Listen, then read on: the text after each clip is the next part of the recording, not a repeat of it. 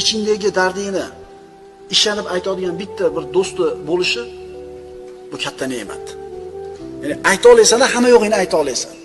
Bunaqa odam ko'p bo'lmaydi, bitta yoki ikkita bo'ladi. Shunaqa do'sti yo'q odamga hayotda qiyin bo'ladi. Chunki inson g'amini, dardini birovga solsa, yoziladi. Aytsa, yoziladi. Bilasizlarmi, manaqa psixologlar deb qo'yadi hozirgi tilda. Shu psixologlarni ruhshunos bo'pti.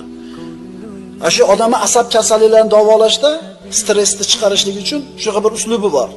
Haligi bemor uzun shu yotadi divanda, hali psixolog o'tiradi oldida, ruhiy tabib, qo'lida ruchkasi bilan gapiring deydi. Yotib olib gapiradi. Yoziladi shu bilan. Shunaqa uslub ham bor odamni davolashda. Inson ichidagi narsani birovga aytib solsa yengillaydi. Shuning uchun aytilar ekan, diqqat qilinglar. Musulmonga o'zini holidan shikoyat